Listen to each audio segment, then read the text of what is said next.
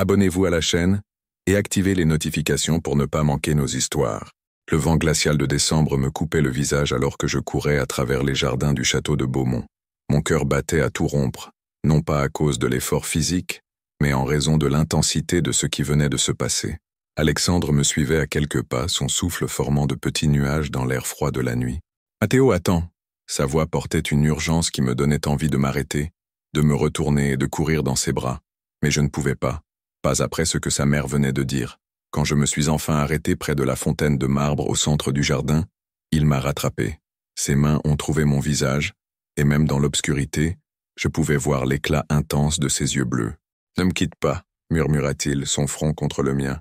Pas à cause d'elle, pas pour quoi que ce soit. Je voulais résister, je voulais être fort, mais quand ses lèvres ont touché les miennes avec une tendresse désespérée, tout mon monde s'est écroulé. Le baiser avait le goût des larmes et des promesses brisées, de tout ce que nous aurions pu être et que nous ne serions peut-être jamais. Ses mains tremblaient en tenant mon visage, comme s'il craignait que je disparaisse à tout moment. « Alexandre », murmurai-je contre ses lèvres, mais il m'a fait taire avec un autre baiser plus profond, plus urgent. C'était notre adieu, même si aucun de nous ne pouvait prononcer le mot. 6 mois plus tôt. Je m'appelle Mathéo Silva, j'ai 22 ans, et jusqu'à il y a 6 mois, je ne croyais pas au destin. J'ai grandi dans les rues de Marseille, où la survie était plus importante que les rêves, où l'amour était un luxe que je n'avais jamais pu me permettre de ressentir. Ma mère est morte quand j'avais 15 ans, victime d'une overdose qu'elle n'a jamais pu surmonter. Mon père, eh bien, celui-là, je ne l'ai jamais connu. J'ai vécu dans des foyers, chez des connaissances, et quand les choses devenaient vraiment difficiles, dans la rue même, j'ai appris tôt que la vie ne fait pas de cadeaux gratuits. Chaque victoire devait être arrachée avec les ongles et les dents. C'est ainsi que j'ai terminé le lycée, travaillant le jour et étudiant la nuit, déterminé à sortir de ce cercle vicieux. La bourse pour la Sorbonne a été mon ticket de sortie. Littérature française, ma passion secrète depuis l'enfance, lorsque j'ai découvert quelques livres abandonnés dans une benne à ordures. Victor Hugo, Balzac, Proust, ils m'ont montré qu'il existait un monde au-delà des rues sales et des cris des toxicomanes à l'aube. Mais rien, absolument rien, n'aurait pu me préparer à Paris. La ville m'a accueilli avec sa beauté intimidante. Des immeubles haussmanniens, des cafés charmants, des gens élégamment vêtus marchant avec une assurance que je n'avais jamais vue. Je me sentais comme un imposteur, portant des vêtements d'occasion dans une pièce dont je ne connaissais pas le scénario. Mon premier jour à l'université a été un choc culturel. Alors que je portais mon sac à dos usé et des jeans achetés dans une friperie, mes camarades paradaient avec des vêtements de marque, discutant de voyages d'été en Toscane et de dîners dans des restaurants dont je ne savais même pas prononcer le nom. C'est pendant le cours de littérature du 19e siècle que je l'ai vu pour la première fois.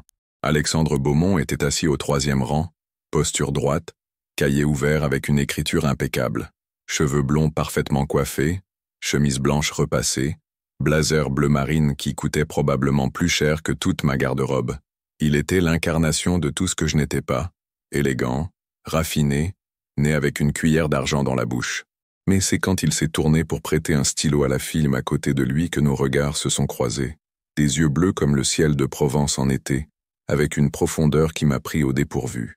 Pendant un moment qui m'a semblé éternel, nous nous sommes regardés. J'ai senti mon cœur s'accélérer d'une manière que je ne pouvais expliquer. Il a souri, un petit sourire, presque timide, avant de reporter son attention sur le professeur. J'ai passé le reste du cours à essayer de me concentrer sur Baudelaire, mais mes yeux ne cessaient de dévier vers sa nuque, vers la façon dont il bougeait les doigts, en prenant des notes, vers la manière dont il passait parfois la main dans ses cheveux quand il était pensif. « Ça va ?» La voix féminine m'a sorti de ma transe. C'était Camille, l'une des rares personnes qui s'étaient montrées amicales avec moi depuis le début du semestre. Elle était différente des autres, plus simple, moins préoccupée par le statut social. « Oui, juste, distrait », ai-je répondu en rangeant mes affaires. « Première fois que tu vois Alexandre Beaumont de près ?» demanda-t-elle avec un sourire malicieux. « Il a cet effet sur tout le monde. »« Qui ?» ?»« Alexandre. Le prince blond là-devant. Famille traditionnelle. Beaucoup d'argent. Beaucoup de charme. Et très hors de notre portée, » rit-elle. Mais il y avait une note de mélancolie dans son ton. Les jours suivants, j'ai commencé à l'observer discrètement. Alexandre arrivait toujours quelques minutes avant le début du cours, s'asseyait toujours à la même place, était toujours impeccablement vêtu. Il participait aux discussions avec une éloquence qui m'impressionnait. citant des auteurs avec la familiarité de quelqu'un qui a grandi entouré de livres. Mais il y avait autre chose. Pendant les pauses, alors que les autres étudiants se réunissaient en petits groupes pour discuter, il restait souvent seul, regardant par la fenêtre avec une expression distante, comme s'il était ailleurs, loin d'ici. Notre première conversation a eu lieu de manière totalement inattendue. C'était un jeudi pluvieux d'octobre. J'étais à la bibliothèque essayant de comprendre un texte particulièrement difficile de Mallarmé, quand quelqu'un s'est assis sur la chaise à côté de moi. J'ai levé les yeux et me suis retrouvé face à ses yeux bleus. « Désolé de te déranger », dit-il à voix basse, respectant le silence de la bibliothèque. « Tu es Matteo, n'est-ce pas, de la classe de littérature du 19e siècle. » J'étais si surpris que j'ai mis quelques secondes à répondre. « Oui, c'est moi. »« Alexandre », dit-il en tendant la main, et quand je l'ai serré, j'ai senti un courant électrique parcourir mon bras. « Je t'ai vu ici plusieurs fois. Tu travailles beaucoup. Il le faut, » répondis-je, peut-être avec plus d'honnêteté que nécessaire. Je ne peux pas me permettre de mauvaises notes. Il m'a regardé avec curiosité, sans jugement. Bourse d'études? J'ai hoché la tête, m'attendant à voir du mépris ou de la pitié dans ses yeux. Au lieu de cela, j'ai vu quelque chose qui ressemblait à de l'admiration. Ça doit être difficile, dit-il. La pression, je veux dire. Devoir prouver tout le temps que tu mérites d'être ici. Ces mots m'ont pris au dépourvu. Tu comprends ça? Il a esquissé un sourire amer. La pression, je connais bien. Peut-être d'un genre différent, mais je connais. Nous sommes restés silencieux quelques instants, moi faisant semblant de lire mon livre pendant que j'essayais de comprendre ce qui se passait. Alexandre Beaumont parlait avec moi, pas seulement par politesse, mais avec un intérêt sincère. « Mallarmé, c'est compliqué, hein ?» commenta-t-il en regardant le livre ouvert devant moi. « Tu veux un conseil ?» Pendant les 40 minutes suivantes, il m'a expliqué les nuances de la poésie symboliste avec une patience qui m'a surpris. Il n'y avait aucune condescendance dans sa voix, aucune tentative de m'impressionner avec ses connaissances. C'était comme s'il était sincèrement heureux de pouvoir aider. « Merci, » dis-je quand il eut fini. « Sérieusement, tu m'as sauvé la vie. »« De rien. Et Matteo ?» Il se levait déjà pour partir. « Si tu as encore besoin d'aide, appelle-moi. Je suis toujours ici le jeudi. » Et ainsi a commencé notre improbable amitié. Au cours des semaines suivantes, nos conversations à la bibliothèque sont devenues une tradition. Il m'aidait avec les textes les plus difficiles, et moi, eh bien, j'essayais de lui rendre l'appareil comme je pouvais. J'ai découvert que, malgré son éducation privilégiée, Alexandre avait une curiosité sincère pour le monde réel, pour la vie des gens normaux. « C'est comment, Marseille ?» demanda-t-il un jour. « Différent de Paris, » répondis-je prudemment. « Plus brut, sans vernis. Ça doit être libérateur, » dit-il avec une mélancolie qui m'a intrigué. « Vivre sans masque. » C'est alors que j'ai commencé à réaliser que, derrière toute cette perfection, Alexandre portait ses propres fardeaux. Parfois, au milieu d'une explication sur un auteur, il s'arrêtait en plein milieu d'une phrase, le regard perdu. D'autres fois, je le surprenais à regarder son téléphone avec une expression tendue après avoir reçu un message. Le premier signe qu'il y avait quelque chose de plus entre nous s'est manifesté un après-midi de novembre. Nous discutions du rouge et le noir quand il a commencé à pleuvoir des cordes dehors. La bibliothèque est devenue encore plus silencieuse, enveloppée par le bruit de la pluie contre les fenêtres. « Mon personnage préféré, c'est Julien Sorel, » dis-je. « Il y a quelque chose de tragique en lui, tu sais, toujours en train d'essayer d'être ce qu'il n'est pas. » Alexandre m'a regardé intensément. « Et toi, tu t'es déjà senti comme ça ?» La question m'a pris de court par son intimité. « Tous les jours, admis-je. Depuis que je suis arrivé ici. »« Moi aussi, » dit-il doucement. « C'est ironique, non ? Je devrais me sentir chez moi ici, mais... » Mais, il a hésité, comme s'il était sur le point de révéler quelque chose d'important. Parfois, j'ai l'impression de jouer un rôle qu'on m'a assigné, sans jamais avoir eu le choix. Nos regards se sont croisés, et pour la première fois, j'ai senti que je voyais le vrai Alexandre, pas la version polie qu'il présentait au monde. Il y avait de la vulnérabilité là-dedans, une solitude que je reconnaissais parce que je portais la mienne aussi.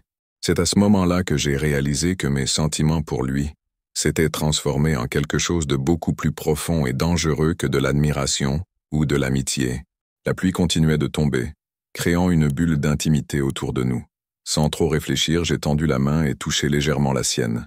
Il ne l'a pas retirée, se contentant de regarder nos doigts, entrelacés avec une expression de surprise et quelque chose d'autre que je ne pouvais pas déchiffrer. « Matteo » commença-t-il, mais il fut interrompu par le bruit de pas qui s'approchait. Nous avons rapidement retiré nos mains, retournant à nos livres comme si rien ne s'était passé. Mais quelque chose avait changé entre nous. Je le sentais dans la tension de l'air, dans la façon dont nous évitions de nous regarder directement. Quand la pluie s'est arrêtée et que nous avons décidé de partir, nous avons marché ensemble jusqu'à la sortie de l'université dans un silence chargé de choses non dites. « Matteo » dit-il quand nous sommes arrivés au point où nos chemins se séparaient. « Ce qui s'est passé là-bas, à la bibliothèque, pas besoin d'expliquer quoi que ce soit, » dis-je rapidement, craignant ce qu'il pourrait dire. « Non, j'ai besoin. » Il s'est arrêté et m'a regardé. « Je ne me connecte pas facilement avec les gens, mais avec toi, c'est différent. » Mon cœur s'est accéléré. Différent comment? Il s'est rapproché, et pendant un instant fou, j'ai pensé qu'il allait m'embrasser là, devant l'université. Au lieu de cela, il a simplement dit « Voudrais-tu dîner avec moi demain? Je connais un endroit discret. » « Oui, » répondis-je, avant même d'avoir pleinement assimilé l'invitation. Le sourire qu'il m'a offert était le plus sincère que j'avais vu sur son visage. C'était comme si le soleil était sorti après une tempête. En le regardant s'éloigner, j'ai ressenti un mélange d'euphorie et de terreur. J'étais en train de tomber amoureux de quelqu'un qui vivait dans un monde totalement différent du mien, quelqu'un qui ne pourrait probablement jamais comprendre d'où je venais ou qui j'étais vraiment. Mais pour la première fois de ma vie, j'ai senti que cela valait peut-être la peine de risquer mon cœur. Ce soir-là, allongé dans ma petite chambre d'étudiant, j'ai regardé le plafond fissuré et me suis demandé si je devenais fou. Alexandre Beaumont m'avait invité à dîner. Alexandre Beaumont, qui pouvait avoir n'importe qui, avait choisi de passer son temps avec moi. La peur est venue juste après. Qu'avais-je à offrir à quelqu'un comme lui? Moi qui avais grandi sans rien, qui portais encore des vêtements d'occasion, qui économisait parfois sur le déjeuner pour avoir assez d'argent jusqu'à la fin du mois. Mais ensuite, je me suis souvenu du regard dans ses yeux quand nos mains s'étaient retouchées, de la vulnérabilité dans sa voix quand il parlait de jouer un rôle. Peut-être, juste peut-être, avais-je quelque chose dont il avait autant besoin que moi de lui. Pour la première fois depuis mon arrivée à Paris, je me suis endormi en souriant. Si tu t'es déjà senti comme un poisson hors de l'eau, comme quelqu'un essayant de trouver sa place dans le monde, laisse un commentaire pour partager ton expérience. Vos histoires m'inspirent toujours à continuer d'écrire. Le restaurant qu'Alexandre a choisi se trouvait dans une ruelle étroite du 6e arrondissement, loin de l'agitation touristique. C'était petit, chaleureux, avec des bougies sur les tables et une atmosphère intime qui m'a rendu encore plus nerveux. Je suis arrivé 15 minutes en avance portant ma meilleure chemise, qui semblait toujours inadéquate pour l'endroit. Quand je l'ai vu entrer, mon cœur s'est arrêté un instant. Il avait troqué son blazer formel contre un pull en cachemire gris qui mettait en valeur ses yeux, et il semblait plus détendu que je ne l'avais jamais vu à l'université. Quand il m'a vu, son visage s'est illuminé d'un sourire qui a rendu tout mon nervosisme worthwhile. « Désolé pour le retard », dit-il en s'asseyant en face de moi. « J'ai dû régler certaines choses à la maison. » Une ombre passagère a traversé son expression, mais elle a rapidement disparu. « Pas de problème. C'est moi qui suis arrivé trop tôt, » ai-je admis. Pendant les premières minutes, nous avons parlé de banalité, le menu, le vin qu'il a choisi, et qui coûtait probablement plus cher que mon loyer, le temps. Mais peu à peu, à mesure que l'alcool relâchait nos défenses, la conversation s'est approfondie. « Parle-moi de Marseille, pour de vrai », demanda-t-il en se penchant légèrement en avant. « Pas la version édulcorée que tu racontes à l'université ?» J'ai hésité. Personne dans ma nouvelle vie ne savait vraiment d'où je venais. « Je ne sais pas si tu veux vraiment savoir. Je veux, » dit-il avec une sincérité qui m'a désarmé. « Tout. Et alors, peut-être à cause du vin, peut-être à cause de la façon dont il me regardait, sans jugement, juste avec une curiosité sincère, j'ai commencé à raconter. J'ai parlé de ma mère, des foyers, des nuits où j'ai dormi dans la rue quand il n'y avait plus de place pour moi. J'ai parlé de la faim, de la peur constante, de la façon dont j'ai appris à devenir invisible pour survivre. Il m'a écouté en silence, posant parfois des questions qui montraient qu'il écoutait vraiment, qu'il se souciait. Quand j'ai fini, je m'attendais à voir de la pitié dans ses yeux.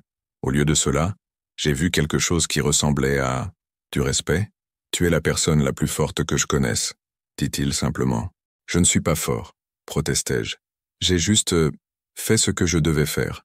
Exactement. Et c'est ça, la force. » Il a pris ma main par-dessus la table, entrelaçant nos doigts. Moi, en revanche, je n'ai jamais eu à me battre pour quoi que ce soit. Tout a toujours été décidé pour moi. Où étudier, quels amis avoir, quel avenir suivre. Mais maintenant tu as des choix, dis-je. Il a souri mélancoliquement. Tu crois? Tu n'en as pas? Il est resté silencieux un long moment, regardant nos mains entrelacées. Ma famille a des attentes. Sur qui je devrais être, avec qui je devrais être, quel genre de vie je devrais mener. Quelque chose dans son ton m'a mis en alerte. Quel genre d'attente? Alexandre m'a regardé intensément, comme s'il prenait une décision importante. Ils veulent que j'épouse Isabelle Dubois, fille d'amis de la famille, convenable pour mon statut social. Tout est déjà pratiquement arrangé. J'ai eu l'impression qu'on m'avait jeté un seau d'eau froide. « Oh, Mathéo, ce n'est pas ce que tu penses », dit-il rapidement en serrant ma main. « Je n'ai jamais... Je veux dire, Isabelle est une bonne personne, mais je ne ressens rien pour elle, rien d'autre que de l'amitié. Alors pourquoi? Parce que c'est ce qu'on attend de moi. Parce que c'est plus facile de ne pas se battre. Parce que jusqu'à ce que je te rencontre, je pensais ne pas avoir le choix. Mon cœur s'est accéléré. Et maintenant, au lieu de répondre avec des mots, il a levé nos mains entrelacées et a doucement embrassé mes doigts. Le geste était si intime, si plein de tendresse, que j'ai senti mes yeux se remplir de larmes. Maintenant, je sais qu'il y a quelque chose pour quoi il vaut la peine de se battre, murmura-t-il. Le reste du dîner s'est déroulé dans un brouillard de conversations chuchotées, de regards intenses et de contacts discrets. Nous avons découvert que nous avions plus en commun que nous ne l'imaginions. Nous étions tous deux orphelins d'une certaine manière, lui de parents émotionnellement absents, moi littéralement. Nous nous sentions tous deux déplacés dans nos mondes, cherchant quelque chose que nous ne savions pas nommer. Quand nous sommes sortis du restaurant, la nuit était froide et claire. Paris scintillait autour de nous, mais je ne pouvais me concentrer que sur l'homme à mes côtés. « Je ne veux pas que la nuit se termine », dit-il quand nous sommes arrivés à la station de métro où je devais prendre mon train. Moi non plus. Il s'est rapproché et pour la première fois nous étions vraiment proches l'un de l'autre. Je pouvais sentir la chaleur de son corps, le parfum subtil de son eau de Cologne, sa respiration légèrement accélérée. « Mathéo », murmura-t-il, ses mains trouvant mon visage. « Puis-je » Je ne l'ai pas laissé finir sa question. Je me suis penché en avant, et nos lèvres se sont rencontrées. Le premier baiser était hésitant, presque timide, comme si nous explorions tous deux des eaux inconnues. Mais quand j'ai senti qu'il ne reculait pas, j'ai approfondi le baiser, et c'était comme si quelque chose se brisait en moi. Toute la tension accumulée au cours des dernières semaines, tous les regards furtifs, tous les contacts accidentels, ont culminé en cet instant. Il m'embrassait avec une urgence désespérée, comme s'il se noyait et que j'étais son air. Ses mains se sont emmêlées dans mes cheveux, et je l'ai attiré plus près, voulant éliminer tout espace entre nous. Quand nous nous sommes enfin séparés, nous étions tous deux essoufflés. Il a appuyé son front contre le mien, les yeux fermés. « Mon Dieu », murmura-t-il. « Je ne savais pas, je n'ai jamais ressenti. »« Je sais », dis-je, car je ressentais aussi quelque chose de totalement nouveau et bouleversant. Nous nous sommes embrassés encore plusieurs fois, chaque baiser plus intense que le précédent, jusqu'à ce qu'un groupe de personnes passe près de nous, nous rappelant où nous étions. « Viens avec moi », dit-il impulsivement. « À mon appartement. » Une partie de moi voulait dire oui désespérément, mais la partie plus rationnelle savait que les choses allaient trop vite. « Alexandre, je ne sais pas si c'est une bonne idée. Nous sommes encore en train de comprendre ce que cela signifie. » Il a semblé déçu un instant, mais a ensuite hoché la tête. « Tu as raison. Je ne veux pas gâcher ça en allant trop vite. » Nous nous sommes dit au revoir avec encore quelques baisers, et tout le long du trajet jusqu'à chez moi, j'avais l'impression de flotter. Alexandre Beaumont me voulait. Alexandre Beaumont m'avait embrassé comme si sa vie en dépendait. Mais la réalité a commencé à s'imposer dans les jours suivants. À l'université, nous sommes redevenus discrets, mais il y avait une nouvelle conscience entre nous. Nos doigts se frôlaient, accidentellement, en passant des feuilles. Nos regards s'attardèrent plus longtemps que nécessaire, et je pouvais jurer sentir l'électricité dans l'air chaque fois qu'il était prêt. Camille a été la première à le remarquer. « Il y a quelque chose de différent chez toi », dit-elle pendant une pause. « Tu rayonnes. N'importe quoi, marmonnai-je, mais je sentis mon visage s'échauffer. « C'est Alexandre, n'est-ce pas ?» Elle a baissé la voix. « Mathéo, je ne juge pas, mais es-tu sûr de ce que tu fais? Que veux-tu dire? C'est un Beaumont. Ils sont pratiquement la royauté française, et toi? Et moi, je ne suis qu'un nobody de Marseille. » Terminai-je, ressentant la piqûre de ces mots même si je savais qu'elle n'avait pas l'intention de me blesser. « Ce n'est pas ce que je voulais dire, » dit-elle rapidement. « C'est juste que vous vivez dans des mondes très différents. Je ne veux pas te voir blessé. » Ces mots m'ont poursuivi le reste de la journée. C'était vrai, nous venions de mondes différents. Mais quand Alexandre m'a retrouvé à la bibliothèque cet après-midi-là et m'a offert un sourire qui a fait bondir mon cœur, Toutes les doutes semblaient absurdes. « Comment s'est passée ta journée ?» demanda-t-il en s'asseyant à côté de moi. « Mieux maintenant », répondis-je honnêtement. Dans les jours suivants, nous avons développé une routine. Nous nous retrouvions à la bibliothèque, allions dîner dans de petits restaurants discrets, loin de l'université, marchions dans les rues de Paris en discutant de tout et de rien. Et nous nous embrassions, beaucoup. Chaque baiser était une révélation, chaque contact une promesse de quelque chose de plus profond. C'est lors de l'une de ces rencontres qu'il m'a parlé davantage de sa famille. « Mon père est directeur d'une banque d'investissement », dit-il alors que nous marchions le long de la Seine. « Ma mère se consacre à des œuvres de charité et à organiser des dîners pour la haute société. Ils ont planifié toute ma vie depuis ma naissance. Et toi, que veux-tu de la vie ?» Il s'est arrêté et m'a regardé. Honnêtement, je n'ai jamais pris le temps d'y penser. Jusqu'à maintenant. Et maintenant, je te veux, dit-il simplement, me tirant dans ses bras.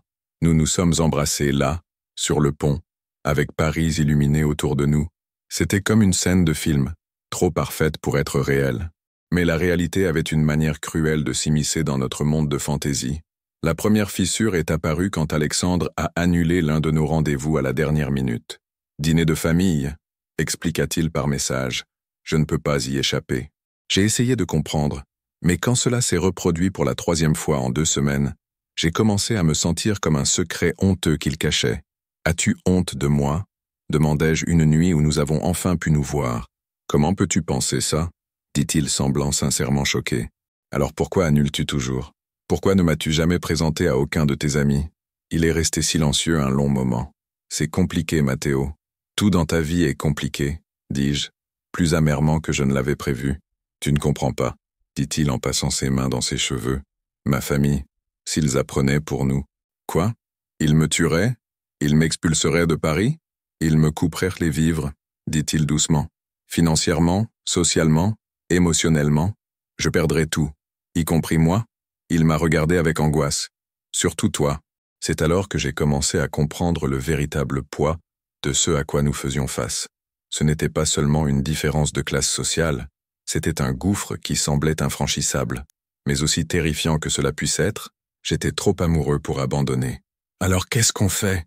demandai-je. « On continue comme ça, » dit-il en me rapprochant de lui, du moins pour l'instant. Et après, on trouvera une solution. Nous nous sommes embrassés à nouveau, mais cette fois, il y avait un goût de désespoir dans le baiser, comme si nous savions tous deux que notre temps était compté. La 2e fissure est apparue quelques semaines plus tard, quand j'ai appris par hasard pour les fiançailles. J'étais à la bibliothèque quand j'ai entendu 2 filles de ma classe discuter à une table à côté. « Tu es au courant pour Alexandre ?» dit l'une d'elles. « Quoi à propos de lui ? Il va se fiancer officiellement avec Isabelle Dubois au bal d'hiver des Beaumont.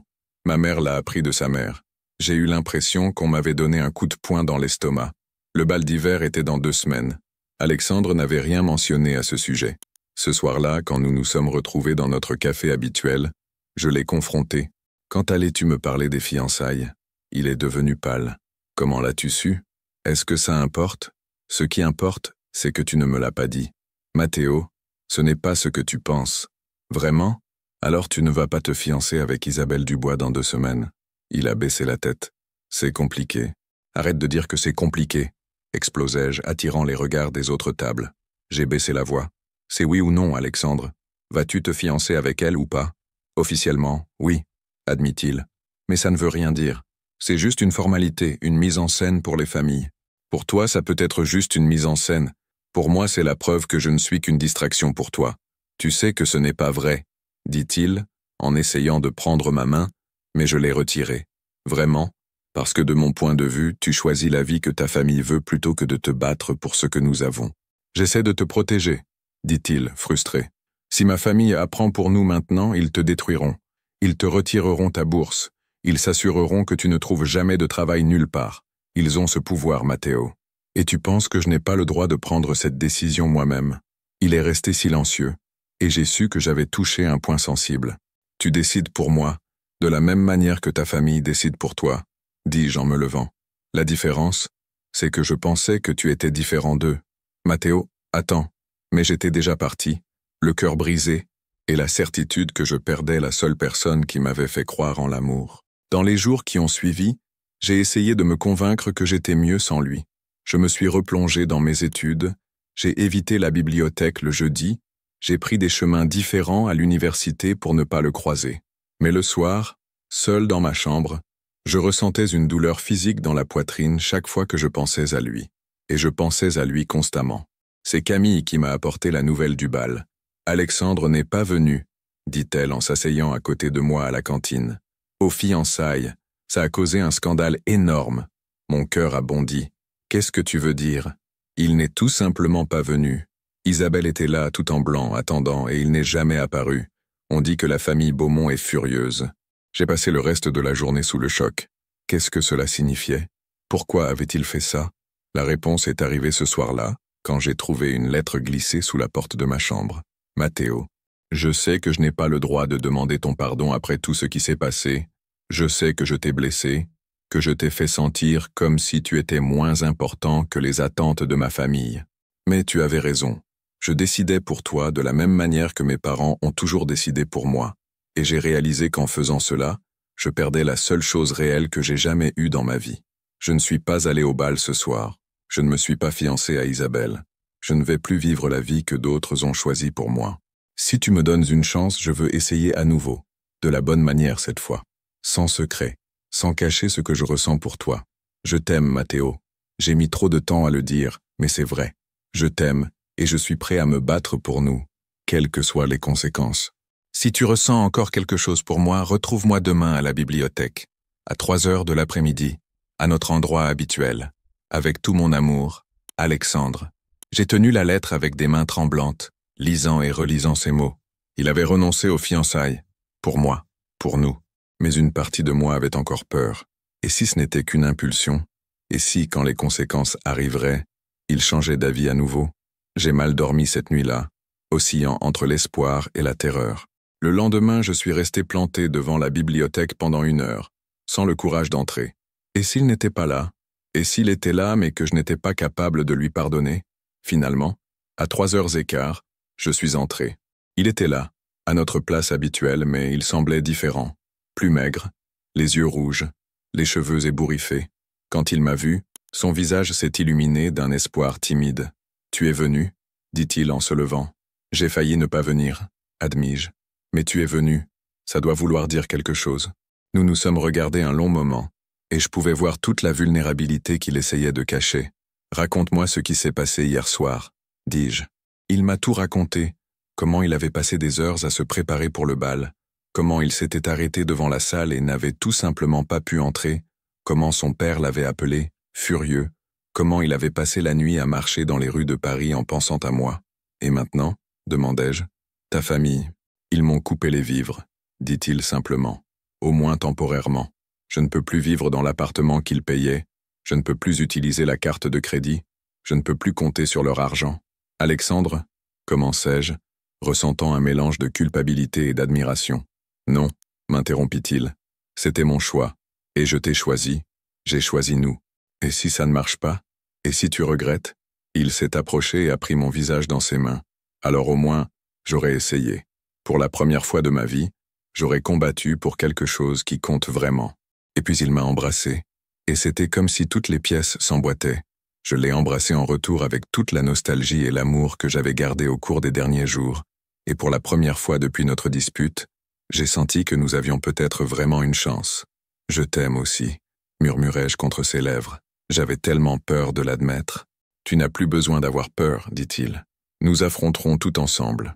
Et là, dans la bibliothèque où tout avait commencé, nous avons scellé notre décision de nous battre pour notre amour, quels que soient les obstacles à venir. Mais au fond, nous savions tous deux que le plus dur était encore à venir. Si tu as déjà vécu un moment où tu as dû choisir entre l'amour et les attentes familiales, ou si tu connais quelqu'un qui a fait face à cette situation, partage ton expérience dans les commentaires. Vos histoires m'aident à créer des personnages plus réels et touchants. Continuez à suivre pour découvrir si l'amour de Matteo et Alexandre pourra surmonter tous les obstacles encore à venir. La dernière partie de cette histoire promet d'être intense et pleine d'émotions. Les premiers jours après notre réconciliation ont été comme vivre dans une bulle de bonheur. Alexandre avait déménagé dans un petit appartement dans le 11e arrondissement. Rien à voir avec le luxe auquel il était habitué, mais qu'il payait avec l'argent qu'il avait économisé au fil des ans, et avec un emploi à mi-temps dans une librairie. Nous passions presque tout notre temps libre ensemble. Je l'aidais avec les tâches domestiques qu'il n'avait jamais appris à faire. Cuisiner, faire la lessive, gérer un budget, et il continuait à m'aider avec mes études. C'était étrange et merveilleux de voir Alexandre Beaumont lutter pour faire une omelette ou essayer de comprendre comment fonctionnait une machine à laver. Je n'ai jamais pensé que ce serait aussi difficile, dit-il un matin, regardant avec désespoir une pile de vêtements qui avait rétréci après avoir tout lavé à l'eau chaude. C'est tout le charme de la vraie vie, plaisantai-je en l'enlaçant par derrière. Bienvenue dans le monde des mortels. Il s'est retourné dans mes bras et m'a embrassé doucement. Je ne regrette pas une seconde. Et ça semblait vrai. Il y avait une légèreté en lui que je n'avais jamais vue auparavant, comme si un poids énorme avait été retiré de ses épaules. Même à l'université, où nous ne cachions plus notre proximité, il semblait plus authentique, plus lui-même. Bien sûr, cela n'est pas passé inaperçu. Les commentaires ont commencé subtilement. Regards prolongés, chuchotements lorsque nous passions dans les couloirs, sourires malicieux de certains camarades. Alexandre ne semblait pas s'en soucier, mais je ressentais chaque regard comme un jugement. « Laisse-les parler », dit-il quand j'ai mentionné mon malaise. Ce qu'il pense n'a pas d'importance. Mais pour moi, ça en avait. Surtout quand les rumeurs sur ce que la famille Beaumont disait ont commencé à nous parvenir. C'est Camille qui me l'a dit, avec une réticence évidente. « Mathéo, je ne sais pas si je devrais te dire ça, » dit-elle pendant une pause. « Mais je pense que tu as le droit de savoir. » Quoi ? De toi et sa famille et de sa cité, que tu l'utilises pour qu'ils disent que tu avais des intentions cachées, que tu as tout planifié. Ce soir-là, comptez à Alexandre à propos. Est-ce vrai ce que ta famille raconte sur moi ? Il s'est tendu. Quel genre de choses ? Je lui ai raconté ce que Camille m'avait dit, et j'ai vu son expression s'assombrir progressivement. Je vais leur parler, dit-il, furieux. Non, dis-je rapidement. Ça ne ferait qu'empirer les choses. On dirait qu'ils ont raison, que tu me défends parce que je te manipule. Alors que veux-tu que je fasse ? Que je les laisse raconter des mensonges sur toi ? Je veux que tu comprennes que ce n'est que le début, dis-je, sentant un poids familier dans la poitrine. Ils ne s'arrêteront pas. Ils feront tout pour nous séparer. Alexandre s'est approché et a pris mon visage dans ses mains. Qu'ils essaient. Rien de ce qu'ils diront ne changera ce que je ressens pour toi. Je voulais le croire, mais une partie de moi, celle qui avait grandi en sachant que le monde n'était pas juste pour les gens comme moi, murmurait que les choses allaient empirer. Et j'avais raison. Le premier véritable assaut est arrivé 2 semaines plus tard, quand j'ai été convoqué au bureau du directeur académique. « Monsieur Silva », dit le directeur, un homme élégant d'âge mûr qui avait toujours été cordial avec moi. « Asseyez-vous, s'il vous plaît. » J'ai obéi, sentant un nœud dans l'estomac. « J'ai reçu des préoccupations concernant votre conduite académique », commença-t-il en feuilletant des documents sur son bureau. « Ma conduite ? Je ne comprends pas. Il y a des allégations selon lesquelles vous pourriez recevoir une aide inappropriée pour vos travaux, que votre amélioration soudaine des notes pourrait ne pas être organique. Il m'a fallu quelques secondes pour comprendre ce qu'il insinuait. Vous m'accusez de tricher ? De fraude académique ? Je n'accuse personne de rien, dit-il calmement. Nous enquêtons simplement sur une dénonciation anonyme. Dénonciation anonyme, répétai-je, sachant exactement d'où elle venait. Nous devrons examiner tous vos travaux des derniers mois. Et en attendant, votre bourse d'études sera temporairement suspendue. Le monde a vacillé autour de moi. Vous ne pouvez pas faire ça. J'ai besoin de cette bourse. C'est la procédure standard pendant les enquêtes académiques, dit-il, mais il y avait quelque chose dans ses yeux qui suggérait qu'il n'était pas à l'aise avec la situation. Je suis sûr que si tout est en ordre, la bourse sera rétablie rapidement. Je suis sorti du bureau en état de choc. Sans la bourse, je ne pourrais pas payer le loyer, la nourriture, rien. Je devrais retourner à Marseille, abandonner tout ce que j'avais accompli. Quand je l'ai raconté à Alexandre, il était livide. C'est absurde. Tout le monde sait que tes notes se sont améliorées parce que tu es brillant, pas parce que tu triches. Alexandre, dis-je calmement bien que je sois brisé à l'intérieur. Ils le savent. Ce n'est pas une vraie enquête. C'est une façon de me mettre la pression. Te mettre la pression, pourquoi ? Je l'ai regardé, cet homme qui avait tout abandonné pour moi, et j'ai senti mon cœur se briser. Pour que je te quitte. Dans les jours suivants, la pression n'a fait qu'augmenter. Mon compte bancaire a été gelé par erreur. Une erreur qui prendrait des semaines à corriger. J'ai reçu une notification indiquant que mon petit appartement serait inspecté pour des violations du code du bâtiment. Mon emploi à mi-temps à la bibliothèque a été suspendu en raison de coupes budgétaires. En une semaine, j'étais pratiquement sans argent, sans travail, et sur le point de perdre mon logement. Alexandre a essayé de m'aider financièrement, mais j'ai refusé. Ça ne peut pas se passer comme ça, dis-je. Si j'accepte, ils diront qu'ils avaient raison depuis le début, que je suis avec toi pour l'argent. Qui se soucie de ce qu'ils disent? Toi, tu devrais t'en soucier, parce que si on continue comme ça, ils te détruiront aussi. C'était vrai. Il y avait déjà des rumeurs selon lesquelles Alexandre serait expulsé de l'université pour comportement inapproprié. Ses rares amis s'étaient éloignés de lui, instruits par leur famille de ne pas s'associer avec le rebelle Beaumont. Le coup de grâce est arrivé une nuit froide de décembre. Je rentrais de mon nouvel emploi, lavais des assiettes dans un restaurant bon marché, quand 3 hommes m'ont abordé dans une rue sombre. « Matteo Silva », dit le plus grand d'entre eux. « Oui », répondis-je immédiatement en alerte. J'avais grandi dans les rues, je reconnaissais le danger quand je le voyais. « Nous avons un message pour vous. » Ce qui a suivi a été l'une des expériences les plus terrifiantes de ma vie. Ils ne m'ont pas blessé physiquement. Ils étaient trop prudents pour cela. Mais ils ont clairement fait comprendre qu'ils savaient où j'habitais, où je travaillais, où j'étudiais, et que si je ne faisais pas ce qu'il fallait et ne m'éloignais pas d'Alexandre, les choses pourraient devenir désagréables. « Tu ne sais pas à qui tu te frottes, petit », dit le chef avant de partir. « La famille Beaumont ne plaisante pas. Je suis arrivé chez moi en tremblant, pas seulement à cause du froid. Alexandre a immédiatement remarqué que quelque chose n'allait pas. « Qu'est-ce qui s'est passé ?» demanda-t-il en courant vers moi. Je lui ai raconté la rencontre, et j'ai vu toute la couleur quitter son visage. « Mon Dieu, Matteo, je n'ai pas pensé qu'ils iraient si loin. »« Eh bien, ils l'ont fait, » dis-je, essayant encore de digérer ce qui s'était passé. « Et maintenant, qu'est-ce qu'on fait ?» Alexandre est resté silencieux un long moment, luttant visiblement avec une décision intérieure. « Je vais leur parler, » dit-il finalement. « Non, je dois le faire. Je dois les faire arrêter. Alexandre, si tu retournes vers eux maintenant, je ne retourne pas. Je vais juste négocier. » Mais je pouvais voir dans ses yeux qu'il envisageait précisément cela. Et le pire, c'est que je commençais à penser que c'était peut-être la meilleure option. Peut-être, commençais-je hésitant, peut-être qu'on devrait envisager de s'éloigner un moment. Il m'a regardé comme si je l'avais giflé. « Tu es sérieux? Regarde ce qui nous arrive, Alexandre. Tu as perdu ta famille, ton argent, tes amis. Je suis sur le point de perdre mon éducation, ma chance d'avoir une vie meilleure. Et maintenant, des gens me menacent dans la rue. Et tu veux abandonner? Je veux qu'on ait tous les deux un avenir, explosai-je, même si c'est séparément. Pas sans toi, dit-il en s'approchant de moi. Il n'y a pas d'avenir sans toi.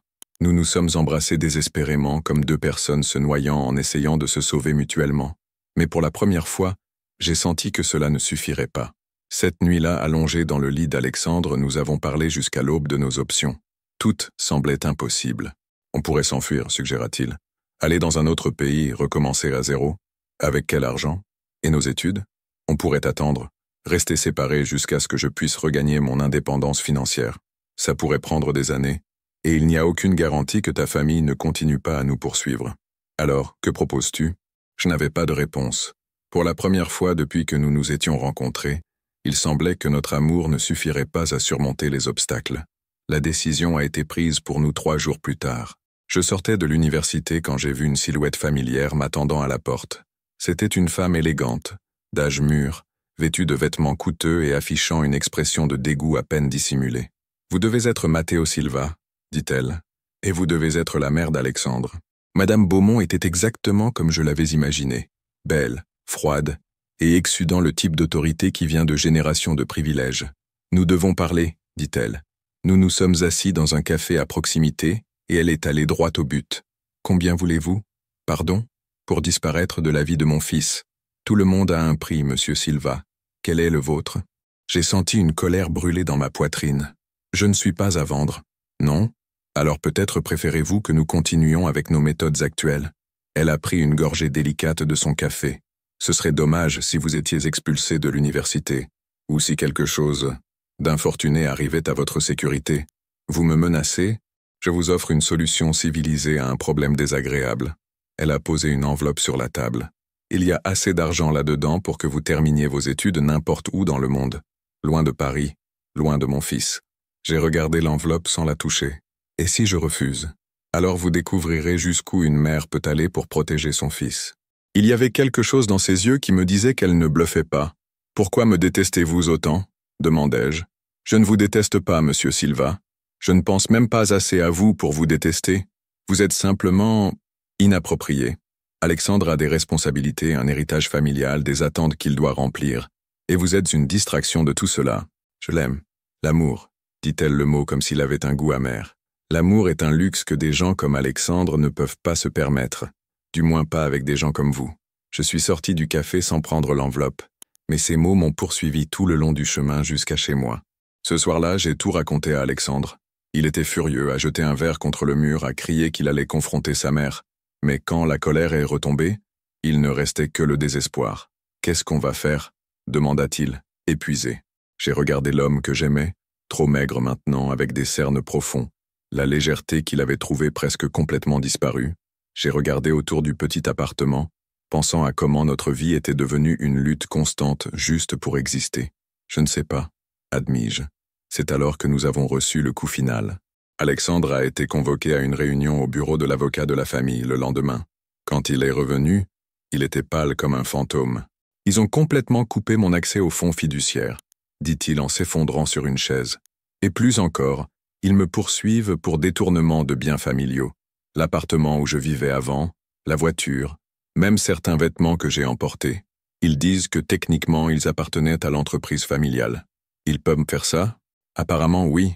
Et si je suis condamné, je ne pourrai pas obtenir mon diplôme, je ne pourrai pas travailler dans un endroit respectable. » Il m'a regardé avec désespoir. « Matteo, ils me détruisent, systématiquement.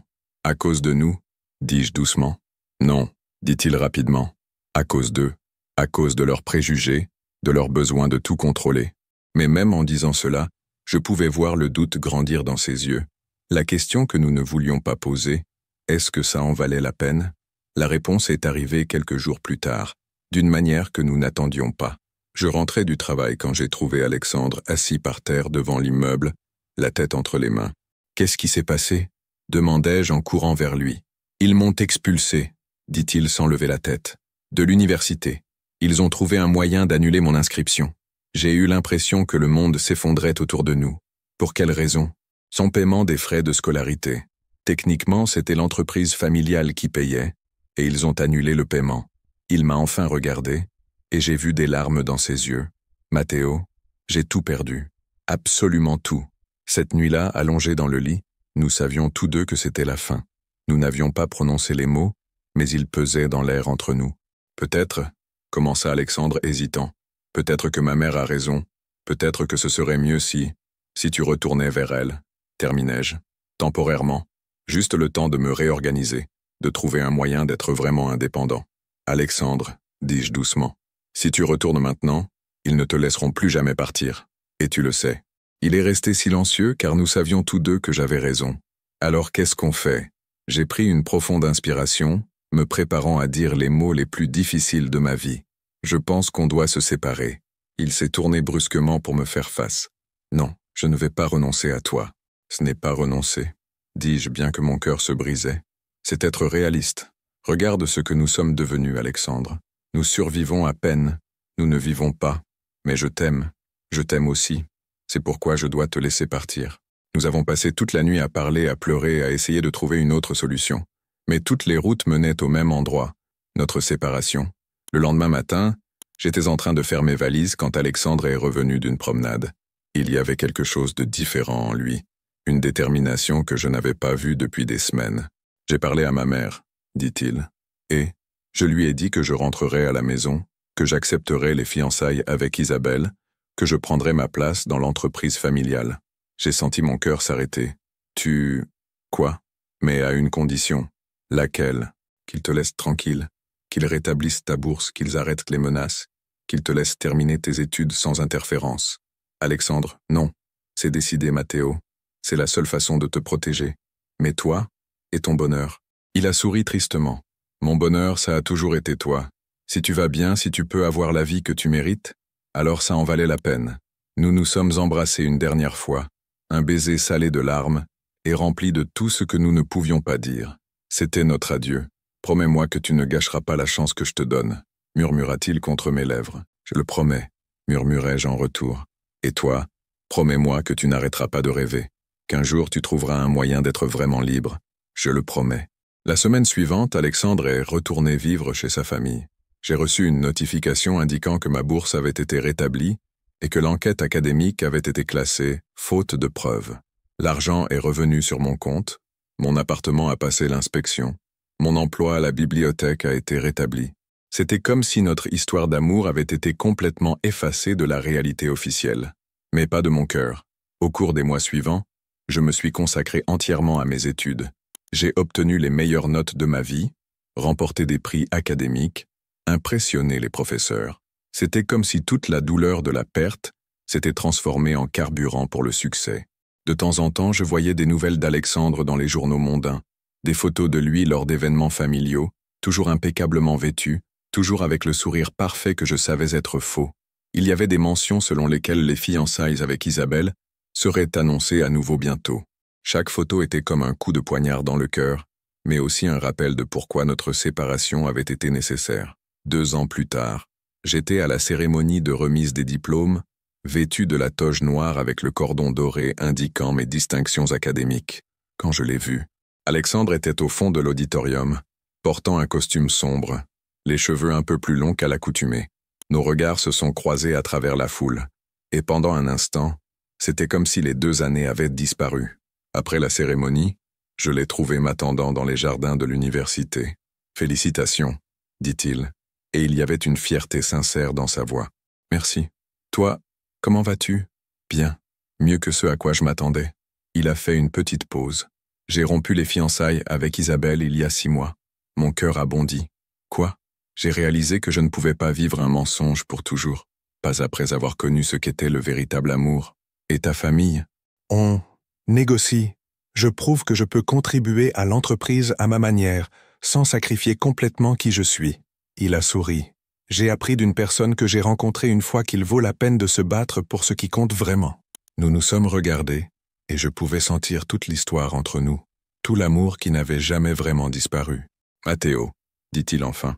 Je sais que je n'ai pas le droit de demander ça après tout ce qui s'est passé, mais accepterais-tu de dîner avec moi pour célébrer ton diplôme ? J'ai souri, sentant mon cœur battre comme il ne l'avait pas fait depuis 2 ans. Je connais un petit restaurant dans le 6e arrondissement. Discret ?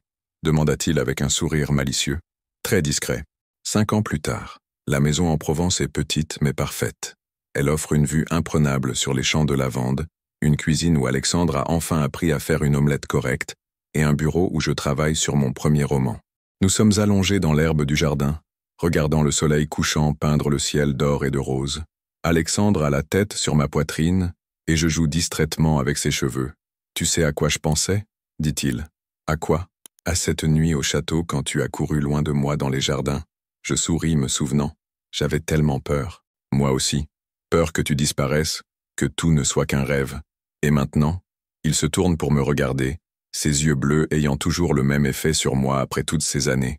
Maintenant, je sais que certains amours sont trop forts pour être détruits, peu importe les obstacles qu'on met sur leur chemin. Nous nous embrassons là, sous le ciel de Provence entouré par le parfum de la lavande et la certitude que nous avons enfin trouvé notre place dans le monde. Ce n'était pas un chemin facile. Il a fallu du temps pour qu'Alexandre obtienne une véritable indépendance de sa famille, pour que je termine mes études et que j'établisse ma carrière d'écrivain. Il y a eu des moments de doute, des disputes, des rechutes, mais nous sommes là, ensemble, enfin libres d'aimer sans se cacher, sans peur, sans honte. « Je t'aime », murmurai-je contre ses lèvres. « Je t'aime aussi », répond-il, « pour toujours. » Et pour la première fois depuis que nous nous sommes rencontrés, pour toujours semble vraiment possible. Cette histoire m'a appris que l'amour véritable exige parfois des sacrifices temporaires pour devenir éternel. Si vous croyez aussi que certains amours peuvent surmonter n'importe quel obstacle, partagez cette fin dans les commentaires. Et si vous avez votre propre histoire d'amour qui a surmonté des différences sociales ou familiales, j'aimerais l'entendre. Merci d'avoir suivi le voyage de Matteo et Alexandre jusqu'à la fin. Que vos propres histoires d'amour soient remplies de courage, d'espoir et de fins heureuses.